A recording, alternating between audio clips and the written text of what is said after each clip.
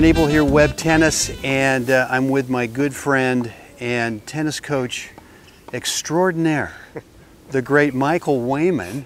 Michael, how are you, man? Very well. Good to see you. Thanks. Getting hotter out here today? Yes, it is. Yeah, we're starting to cook a little bit. Just not quite warm enough for frying eggs, but close. But it's getting there.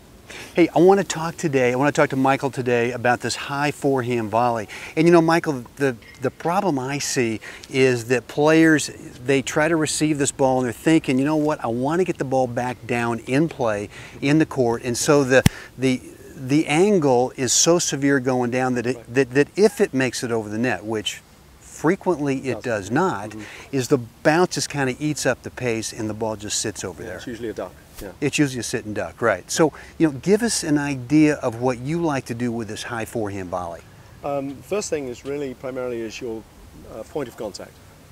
So when you're hitting this ball, first thought is I don't want to meet the ball too far out in front.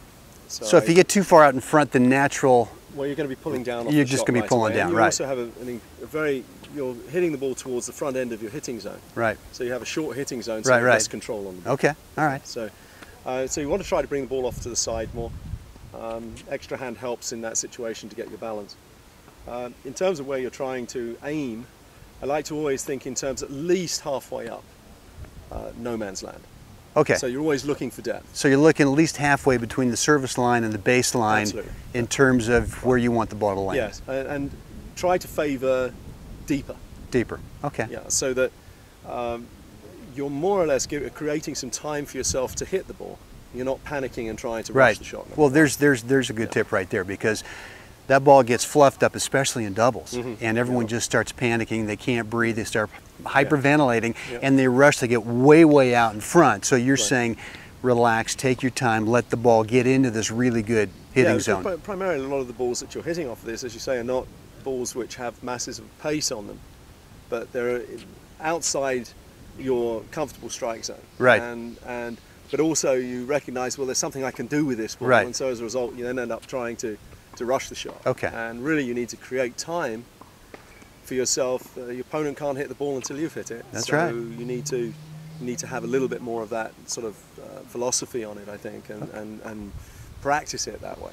Okay. Yeah. What about swing path? Where do you like that swing path to go? Primarily, depending where you're hitting the ball from.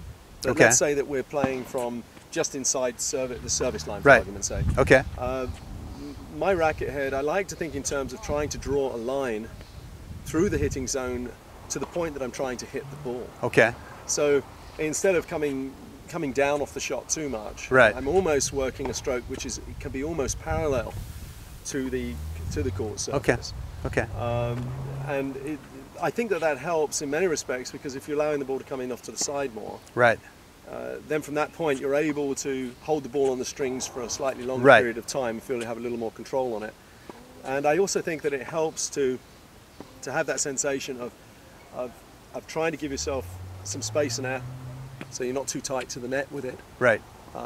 And I think that primarily this is the type of ball that most people have the difficulty with, is more in this zone. In that zone there, right. If you're getting in really tight to the net and playing this ball, then you might get away. You can get away with your angles and maybe pushing a ball off to the side and those types of things. But from this area, you really don't have. Well, maybe the misconception here is that, or the misperception, is that you've got to put away opportunity from back in here.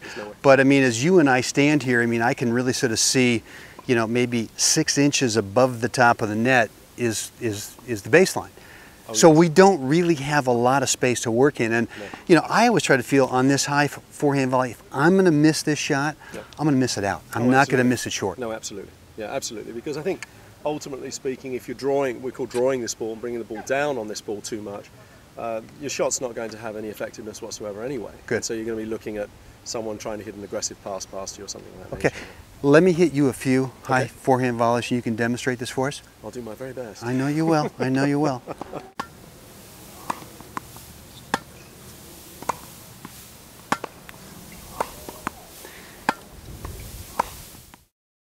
Okay, two things I really want to work on with you on this high forehand volley. Number one is going to be the contact point. You know, not not reaching way out in front because that's going to drag the ball back down. So here it is right here. It's really off to his side, as you can see.